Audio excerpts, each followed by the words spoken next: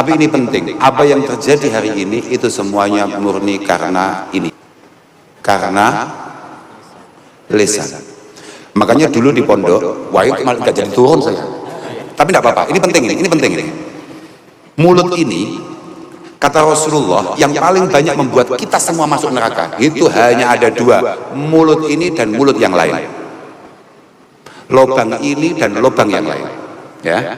Yang paling banyak membuat kita masuk neraka itu hanya dua lubang di antara anggota tubuh kita. Assalamualaikum warahmatullahi wabarakatuh. Jumpa lagi dengan kami channel Golek Berkah Ilmu. Semoga pemirsa dalam keadaan sehat walafiat dan dalam lindungan Allah Subhanahu wa taala dan diberikan rezeki yang lancar. Amin amin ya rabbal alamin. Kali ini Golek Berkah Ilmu mempersembahkan pengajian Gus Kausar di Surabaya bersama Wakil Gubernur Emil Dardak dalam rangka tablik akbar dan dalam tema menguatkan hati, menyatukan umat, merajut harmoni dalam bingkai iman di ruang utama Masjid Nasional Al-Akbar Surabaya. Serta disiarkan langsung oleh channel TV 9 Nusantara. Bagaimana ceramah beliau? Mari kita simak bersama, semoga bermanfaat. Assalamualaikum warahmatullahi wabarakatuh. Alhamdulillah wa syukurillah wa salatu wassalamu ala rasulillah Sayyidina wa maulana Muhammad ibn Abdullah wa ala alihi wa sahbihi wa mawala amma ba'd, la hawla wa la quwwata illa billah. Yang kami muliakan segenap hadirin hadirat, wabil khusus saudara kami Bapak Wakil Gubernur Mas Emil, ada dari bapak-bapak dari pejabat Bank Indonesia, khususnya dari Provinsi Jawa Timur ada Pak Ibrahim, kayak nama Nabi ya Pak, Nabi yang paling menjadi acuan Rasulullah Muhammad SAW atas perintah Allah Subhanahu wa Ta'ala adalah Nabiullah Ibrahim. Anittabi millata Ibrahim Hanifah. Kita ini kalau sudah aturannya Pak Ibrahim sebaiknya kita ikut saja. Siapa tahu kita akan selamat di kemudian hari. Ada dari Jakarta Pak Imam yang siang tadi sebetulnya saya sudah ketemu di rumah, karena beliau nggak tahu kenapa kok nyampe ke desa kami, saya juga nggak ngerti. Saya juga nggak paham, tahu-tahu beliau hadir begitu saja karena tidak saya siapin apa-apa, terus kemudian beliau pamit pulang. Alhamdulillah malam hari ini kita bisa kumpul bareng-bareng dengan banyak kepala-kepala BI dari beberapa daerah. Moga-moga menjadi sebuah silaturahim yang tadi sebagaimana didawuhkan oleh Bapak Wagub kami, Bapak Emil, dan juga moga-moga sesuai dengan apa yang disabdakan oleh Rasulullah Sallallahu Alaihi Wasallam. Moga-moga menjadi sebuah pertemuan yang manmatun lil udat, masratun lil mal, mahabbatun fil ahal. Jadi sebuah pertemuan yang mampu menambah wawasan di antara kita, menumbuhkan perjalanan ekonomi yang lebih baik, namanya masratun lil mal, karena mampu membaca peluang-peluang ekonomi dengan lebih baik, karena banyak kepala yang ikut mikir, yang ikut nimbrung, yang ikut bicara, dan yang paling baku mahabbatun fil ahal. Moga-moga kedatangan panjenengan semua ke Jawa Timur ini menambah kedekatan kita sebagai sesama anak bangsa yang sama-sama berjuang. Semoga bangsa kita tercinta ini benar-benar mendapatkan rahmat Allah Subhanahu wa Ta'ala. Saya dari kemarin dibilangi sama teman-teman dari BI Jawa Timur yang kemudian diantarkan oleh sahabat kami Mas Helmi, bahwa jenengan harus ikut mendampingi Gus Hafid di Masjid Akbar dalam rangka tabligh akbar yang diadakan oleh keluarga besar Bank Indonesia. Lah saya batin, kami ini orang kampung disuruh ngomongin ekonomi, kan ya tolol. Iya, karena ketika sebuah hal itu disandarkan, dipasrahkan kepada siapapun yang sebetulnya bukan ahlinya, itu bahaya. Makanya dari kemarin sebetulnya saya sudah menolak, tapi dipaksa. Nyampe sini walaupun masih agak kecewa, tapi akhirnya terobati karena ternyata pimpinan BI Jawa Timur itu ini santri, Pak.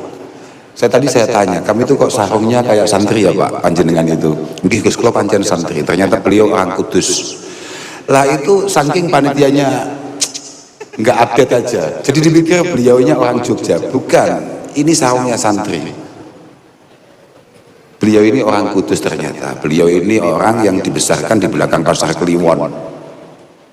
Orang yang dibesarkan di belakang Pasar Kliwon pada akhirnya mampu memimpin, mampu diberi amanah oleh Allah Subhanahu wa taala untuk kemudian memimpin Bank Indonesia di Jawa Timur. Moga-moga Allah selalu memberikan taufik hidayah inayahnya.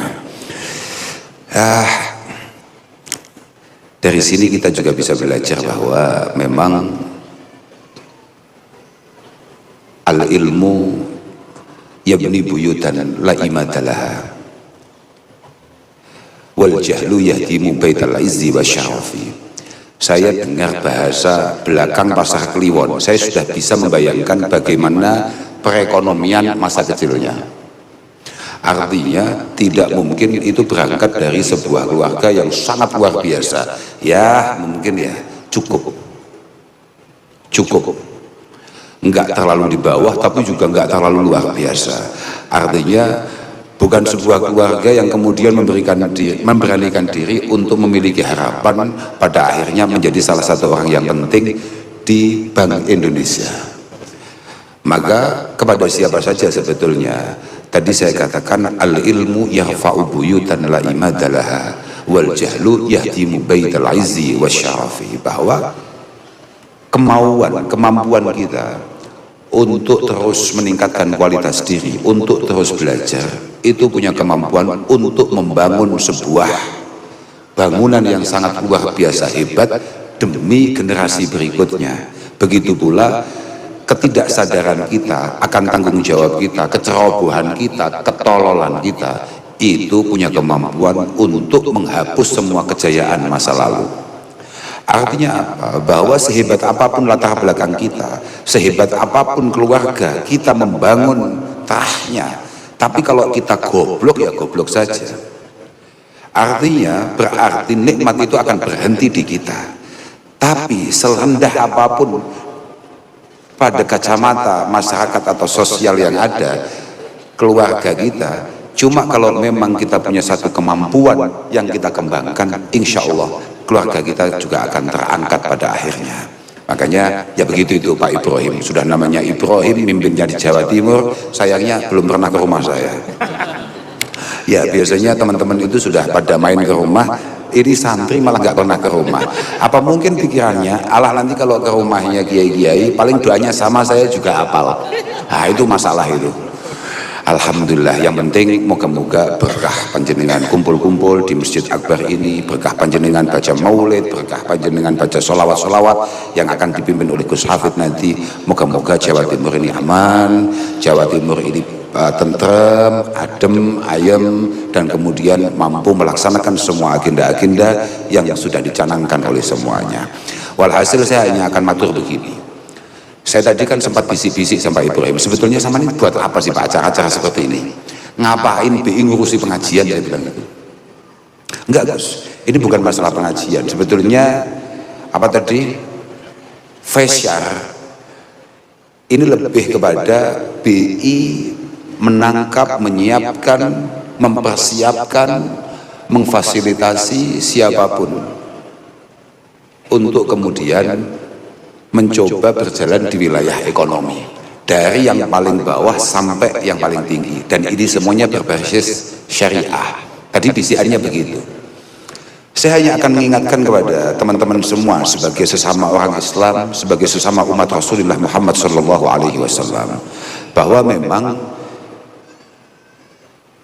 Islam itu dari awal itu sangat tidak tertarik dengan orang yang tidak memiliki kemauan untuk berkembang.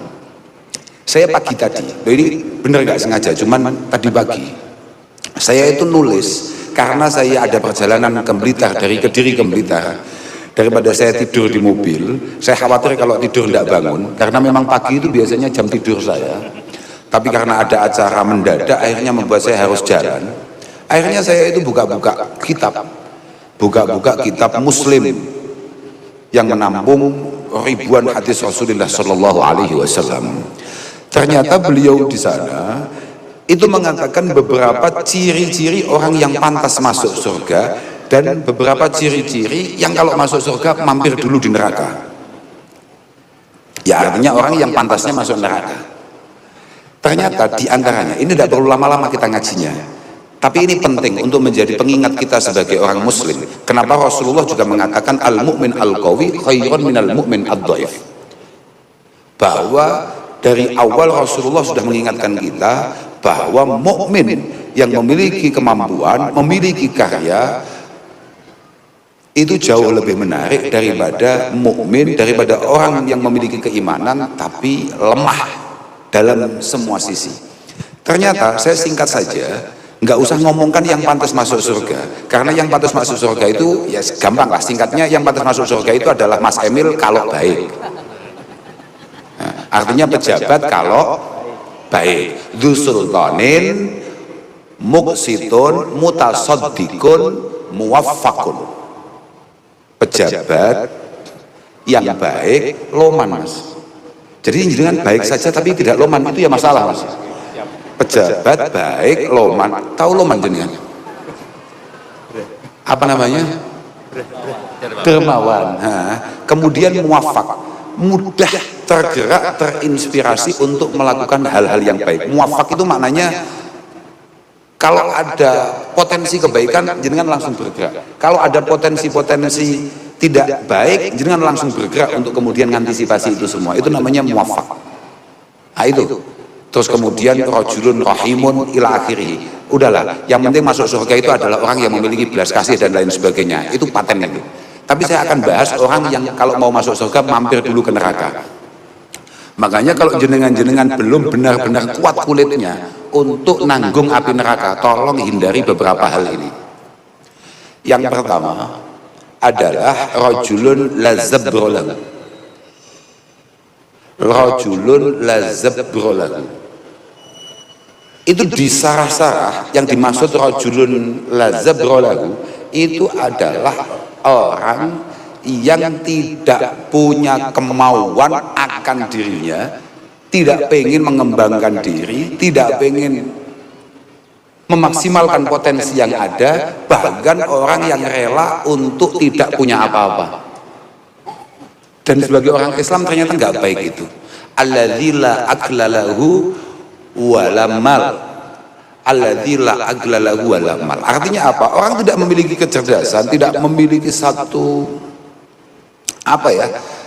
kemauan untuk belajar dalam rangka meningkatkan diri, padahal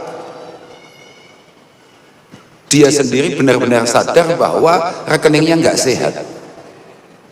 Orang yang membiarkan dirinya rekeningnya nggak sehat sebagai orang muslim itu pelanggaran, karena Rasulullah di tempat lain mengatakan kadal fakru ayyakuna kufra. Jadi jenengan-jenengan yang habis-habisan mulai pagi sampai sore bekerja itu bagus kalau memang niatannya bagus. Itu bagus. Karena apa? Sebetulnya Rasulullah sudah tegas mengatakan kadal fakru ayyakuna kufra. Bahwa hati-hati ya dengan yang namanya kemiskinan. Karena kemiskinan itu sangat rentan, sangat dekat dengan yang namanya kekufuran.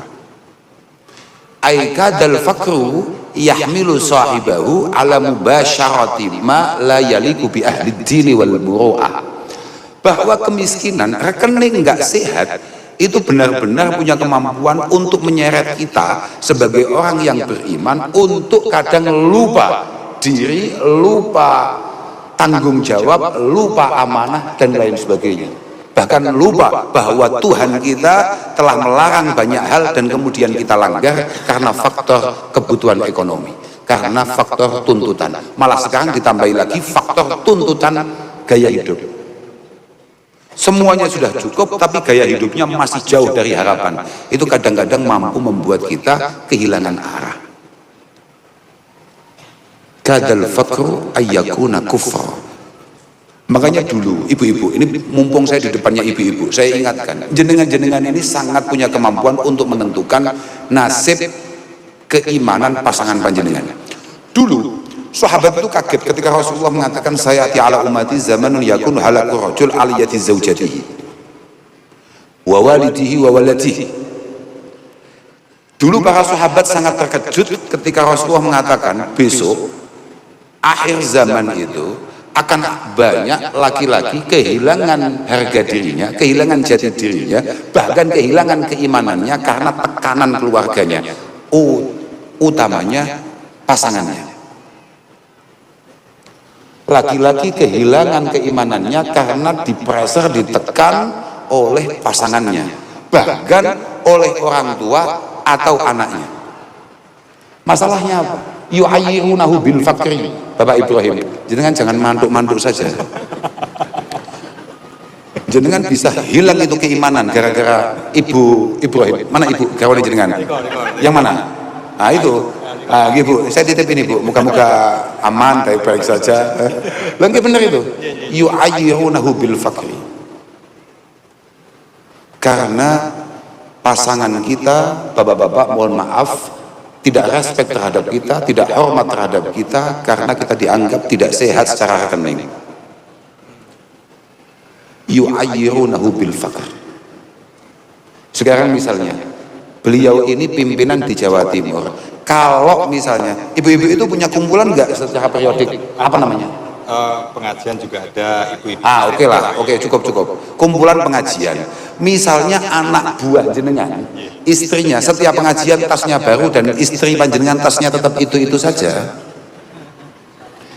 Kemudian malamnya ketika mau istirahat ngomong, lah iya loh mas, pimpinannya sampean.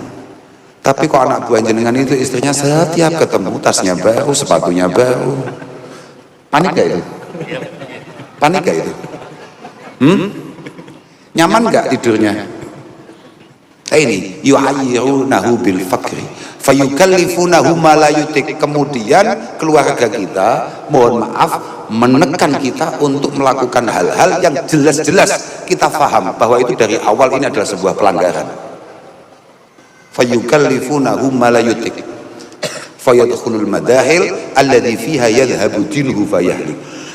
Akhirnya supaya tasnya ibu itu baru, maka Pak Ibrahim kemudian melakukan hal-hal yang dari awal jelas itu dia tahu bahwa ini adalah sebuah hal yang dilarang atau tidak diperbolehkan.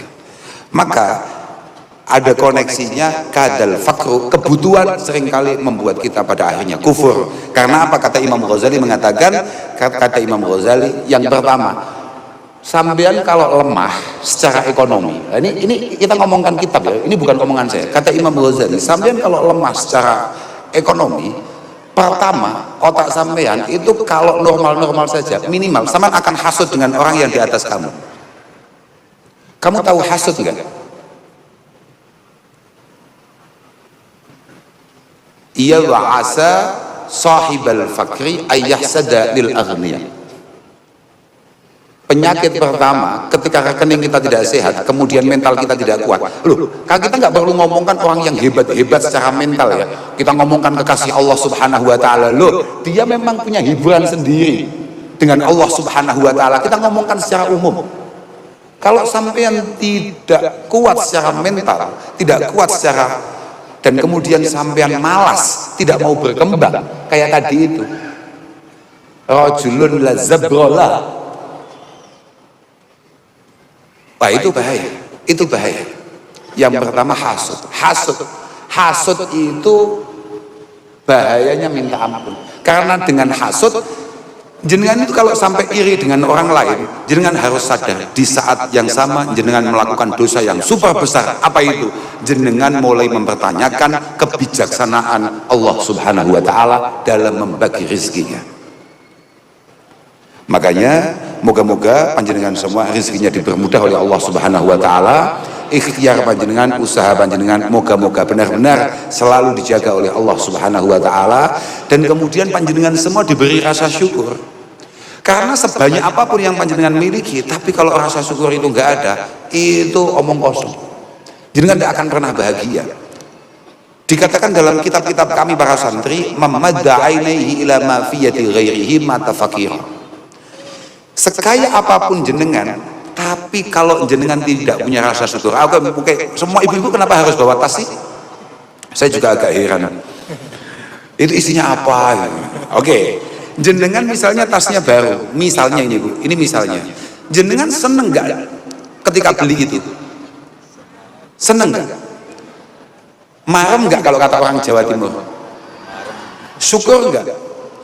Oke, ketika kemudian jenengan ketemu teman jenengan, ternyata teman jenengan beli tas lebih baru, panik nggak? Enggak kan? Ah, itu rasa syukur. Mamadda ainaihi ila ma fi yadi ghairihi. Selama kita tidak mampu mengendalikan mata kita untuk melihat apa yang dicapai orang lain, mata fakir, maka selamanya mental kita sampai kita mati, mental kita miskin, walaupun rekening kita super sehat. Itulah pentingnya rasa syukur kita miliki. Nah ya itu, dulu orang kalau di kampung mungkin pengen sepeda BMX itu sudah top-topan itu ya Pak ya. Kalau zaman jahiliyah kan ada sepeda namanya BMX ya Pak, nggak tahu sekarang masih ada apa enggak ya? Masih ya? Masih itu ya betul itu, masih itu sepeda BMX. Wah itu sudah bahagianya minta ampun. Kenapa saya akan contohkan ini? Karena hari ini kita ini sudah berada di situasi yang super cepat. Dulu kita pengen lihat barang terbaik itu hanya barangnya teman sekampung. Hari ini kita bisa beli sepeda motor pun setelah mau kita upload ternyata tetangga kita upload yang lebih ngeri. Lah yang kita omongkan tetangga itu kita rumahnya Surabaya, tetangga kita saudara kita yang di Aceh loh. Kita lihat apa yang dibeli oleh anak-anak di Jakarta. Kita lihat apa yang dibeli oleh anak-anak di Medan. Itu kalau kita tidak punya mental syukur, mental terima kasih akan semua anugerah dan nikmat Allah Subhanahu wa taala, sudah kiamat kita. Kiamat kita. Itu. Makanya poin yang pengen saya sampaikan, kita semua sebagai orang muslim jangan sampai lemah, terus berkembang. Qarin nafsak bima kunta ladaihi bil amsi. Qarin nafsak bima kunta ladaihi bil amsi. Fa inna muhimmatak laisat antakuna afdhala minal ghair. Kita ini tidak pernah diperintah oleh Allah Subhanahu wa taala untuk lebih dari siapapun. Tapi kita memang didorong oleh Allah, diperintah oleh Allah untuk lebih maksimal daripada kita kemarin. Kita tidak perlu membandingkan diri kita dengan orang lain, tapi pastikan hari ini kita lebih baik daripada kita yang kemarin. Pertama itu, terus berkembang, jangan pernah puas. Karena kita ini adalah umat Rasulullah Muhammad sallallahu alaihi wasallam. Rasulullah belum selesai dengan kufar Quraisy yang sedikit saja, Rasulullah sudah bercita-cita untuk menaklukkan Romawi. Bahkan orang Quraisy, orang Mekah mengatakan Rasulullah agak sedikit bermasalah otaknya karena dianggap wong ngatasi kita yang kecil aja nggak selesai kok pengen menaklukkan Romawi. Tapi itu adalah sebuah harapan dan cita-cita. Kun rajulan rijluhu fis-sara wa hammatu himmatihi fis-saraya. Kita kembali kepada apa yang tadi saya sampaikan terkait masalah Pak Ibrahim. Siapapun panjenengan semua, tetaplah membumi, tetaplah rendah hati. Bukan rendah diri ya. Islam tidak pernah memerintahkan kita untuk rendah diri.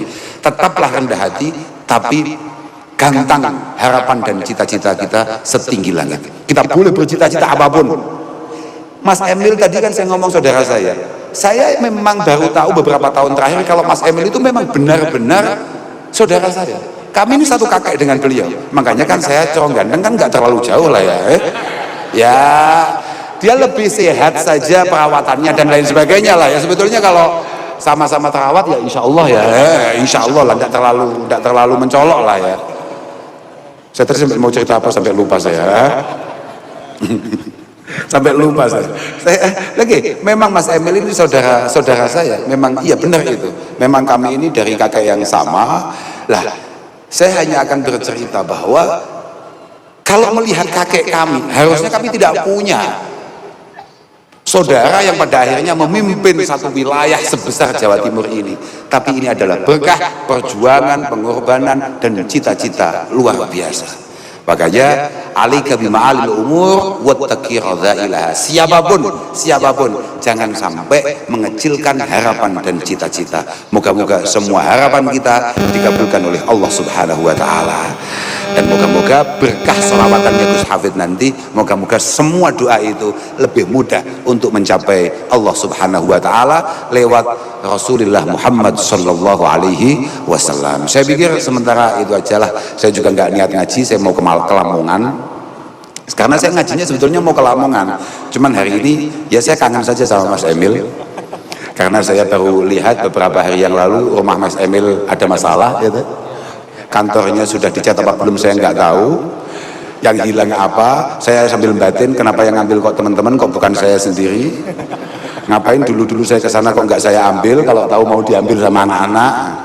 Tapi ini penting. Apa yang terjadi hari ini itu semuanya murni karena ini. Karena lisan. Makanya dulu di pondok, wah itu malah nggak jadi turun saya. Tapi tidak apa-apa, ini penting ini. Mulut ini, kata Rasulullah, yang paling banyak membuat kita semua masuk neraka, itu hanya ada dua, mulut ini dan mulut yang lain. Lobang ini dan lobang yang lain. Ya, yang paling banyak membuat kita masuk neraka itu hanya dua lobang di antara anggota tubuh kita. Ini yang paling banyak. Kenapa? Kemudian di pondok-pondok itu selalu ada tulisan ikhfad lisanak ayyuhal insan la yalghannaka innahu su'ban. Hati-hati jaga mulutmu. Hati-hati jaga mulutmu. Kamu harus sadar betul bahwa mulut kamu yang setiap hari kamu gosok gigi ini, setiap hari kamu bersihkan itu tidak akan pernah berkurang bisanya. Bahkan bisanya jauh lebih berbisa dari ular paling berbisa manapun.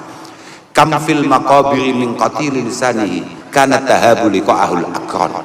Kam fil maqabiri min qatili lisanihi. Berapa banyak orang jatuh bahkan harus mati karena salah omong. Berapa banyak orang yang sudah berteman bertahun-tahun tahu-tahu pisah hanya gara-gara mulut, hanya gara-gara omongan. Maka Rasulullah mengingatkan kita, kullu kalam ibni Adam alaihi lalahu. Ingat-ingat katakan di Nabi, hati-hati masalah omongan. Karena 90% orang ngomong potensinya keliru. Hanya 10% yang punya potensi untuk baik. 90% potensinya bisa disalahartikan, disalahpahami, dan kemudian membuat semuanya jadi masalah. Moga-moga Allah menjaga kita semua. Moga-moga Allah menyelamatkan kita semua. Moga-moga dalam setiap perjalanan hidup kita, moga-moga kita semua husnul khotimah. Jangan anggap bahwa husnul khotimah itu hanya urusan mati loh ya. Enggak, husnul khotimah itu adalah happy ending. Happy ending dalam setiap perjalanan hidup kita. Misalnya kayak Mas Wagub, dalam pengabdiannya selama ini mendampingi Bu Gubernur, Bu Khofifah Indah Parawansa, moga-moga husnul khotimah, semuanya berjalan dengan baik dan kemudian di ujung mendapatkan penghargaan yang baik, mendapatkan penilaian yang baik, khususnya penilaian dari Allah Subhanahu wa Ta'ala. Podo termasuk awakmu, cuman amin doae, termasuk sampean barang yang ngono podo ae, karena sama ini memegang amanah Pak. Jadi kan harus ingat, awwalu ma yurfa min hadhil ummah itu adalah al-amanah. Yang pertama hilang dari umat Rasulullah Muhammad ini adalah bisa dipercaya. Orang berani bersumpah di mana-mana, tapi orang juga sangat telaten dan berani untuk melanggar sumpahnya. Mana cok amin gampang, sepenting lakoni Pak, cuman amin dok. Tidak, saudara Ibrahim loh. Pernah kalau namun sakit matur niku, moga-moga sedikit guyon-guyon kita ini ada manfaatnya. Moga-moga bisa ada yang kita bawa pulang untuk kemudian kita amalkan. Dari kami akhiran wal afu minkum. Wassalamualaikum warahmatullahi wabarakatuh. Waalaikumsalam warahmatullahi wabarakatuh. Demikian ceramah Gus Kausar. Semoga apa yang beliau sampaikan di depan tadi bermanfaat bagi kita semua dan menambahkan iman dan ketakwaan kita pada Allah Subhanahu wa Ta'ala, serta menambahkan ilmu yang bermanfaat yang kelak berguna di dunia dan di akhirat. Amin amin ya rabbal alamin. Dan sedikit poin penting yang saya petik dari ceramah beliau kali ini ialah Gus Kausar mengutip dari kitab-kitab yang dipelajari para santri-santri, bahwasanya sekaya apapun kita, kalau kita tidak memiliki rasa syukur, maka hidup kita itu tidak akan tenang dan mental kita itu akan selalu miskin. Dan selama kita tidak mampu mengendalikan mata kita untuk melihat apa yang dicapai orang-orang lain, mata fakiro, maka selamanya mental kita sampai kita mati, mental kita miskin walaupun kita punya banyak harta. Itulah pentingnya rasa syukur untuk kita memilikinya. Dan pesan dari Gus Kausar yang disampaikan di depan tadi, kita sebagai orang muslim jangan sampai lemah dan teruslah berkembang. Kita itu tidak pernah diperintah Allah Subhanahu wa taala untuk lebih dari siapapun, tetapi kita itu diperintah oleh Allah untuk lebih maksimal dari hari ini ke hari kemarin. Teruslah berkembang lebih baik dan lebih baik. Serta Gus Kausar menyampaikan betapa pentingnya kita menjaga lisan, karena akhir-akhir ini yang lagi viral, hanya mereka tak mampu menjaga lisan, hingga mengakibatkan hancurnya karir seseorang hanya karena tak mampu menjaga lisan. Dan masih banyak poin penting yang disampaikan Gus Kausar di depan tadi. Semoga bermanfaat bagi kita semua. Mohon maaf apabila ada kesalahan dan khilafan. Wassalamualaikum warahmatullahi wabarakatuh.